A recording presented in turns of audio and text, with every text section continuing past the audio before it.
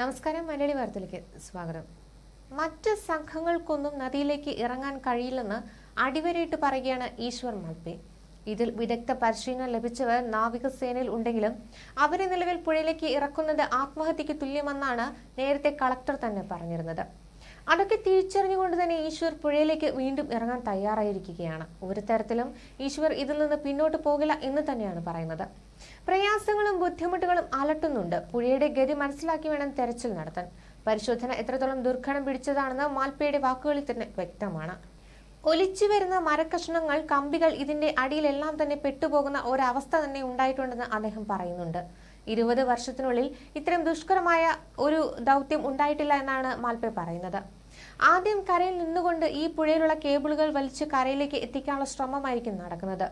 അദ്ദേഹം ലോകഭാഗം തൊട്ടിരുന്നില്ല എന്നാണ് സതീഷ് കൃഷ്ണൻ MLA പ്രതികരിച്ചത്.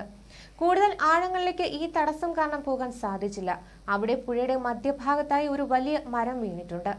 ആ മരം ഉള്ളതുകൊണ്ട് തന്നെ അതിന്റെ ചില്ലകളിൽ സേഫ്റ്റി കയർ കുരുങ്ങുന്ന അവസ്ഥയാണ്. ഈ മരം ഇന്ന് ഒഴുകിപ്പോയാൽ മാത്രമേ രക്ഷാപ്രവർത്തനം കൂടുതൽ ആഴങ്ങളിലേക്ക് പോകുള്ളൂ. ഈ മരം പോകാൻ തടസ്സമായി നിൽക്കുന്നത് ഹൈ ടെൻഷൻ ഇലക്ട്രിക് ലൈനാണ്. ഇലക്ട്രിക് ലൈനിൽ നിന്നുള്ള ഈ കണക്ഷൻ പുഴയിൽ നിന്നും ആദ്യം മാറ്റും. അതിനുശേഷം ഈ മരം ഇവിടെ നിന്ന് ഒഴുകിപ്പോകുമെന്നാണ് എല്ലാവരും വിശ്വസിക്കുന്നത്. അതിനേക്കാളും ദുഷ്കരമെന്ന് പറയേണ്ടത് വലിയ പാറക്കെട്ടുകളാണ്. ഇത് മാറ്റുക അസാധ്യമെന്നാണ് ഇപ്പോഴത്തെ റിപ്പോർട്ടുകൾ.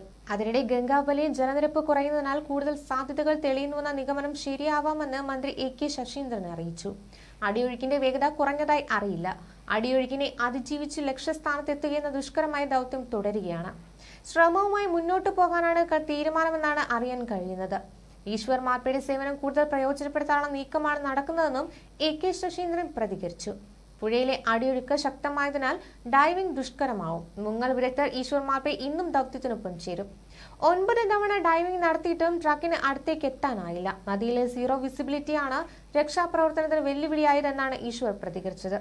വെള്ളത്തിനടിയിലെ പാറക്കല്ലുകളും വെല്ലുവിളിയായി.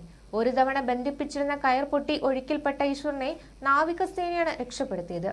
പുഴയുടെ നടുഭാഗത്ത് കഴിഞ്ഞ ദിവസം സിഗ്നൽ കിട്ടിയ 4ാം പോയിന്റിൽ ചെളിയും പാറയും മാത്രമാണെന്ന് ജില്ലാ കളക്ടർ ലക്ഷ്മിപ്രിയ IAS പറഞ്ഞിരുന്നു. ചെളി നിറഞ്ഞതിനാൽ അടിത്തട്ടിലെ ചിത്രങ്ങൾ ലഭിച്ചിരുന്നില്ല. 5 നോട്ട്സിന് മുകളിൽ വേഗത്തിലാണ് ഒഴുക്ക്.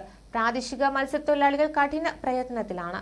പുഴയിലെ ബോട്ടുകളിലേക്കും പുഴയിലെ മൺതിട്ടയിലേക്കും കരയിലേക്കും വടം വലിച്ചുകെട്ടി തയ്യാറാക്കിയ പ്ലാറ്റ്ഫോമിലേക്ക് പുഴയിൽ മുള കുത്തിയുറപ്പിച്ച ശേഷം വടം കെട്ടി ആഴത്തിലേക്ക് ഇറങ്ങാനാണ് ശ്രമം. പഴയ നിഗമനങ്ങളിൽ നിന്ന് വ്യത്യസ്തമായി കരയിൽ നിന്ന് 132 മീറ്റർ അകലെ കേന്ദ്രീകരിച്ചാണ് ഇപ്പോൾ പരിശോധന നടക്കുന്നത്. ലോറി പതിയെ ഒഴുകി നീങ്ങുന്നതായും കരുതപ്പെടുന്നുണ്ട്. 300 മീറ്ററോളം വീതിയുള്ള പുഴയുടെ മധ്യഭാഗത്താണ് ലോറി എന്നാണ് ഇപ്പോൾ കരുതുന്നത്. ലോറിയിൽ മനുഷ്യ സാന്നിധ്യം സ്ഥിരീകരിക്കാൻ തെർമൽ സ്കാനിംഗ് പരിശോധനയിൽ കഴിഞ്ഞിട്ടില്ല.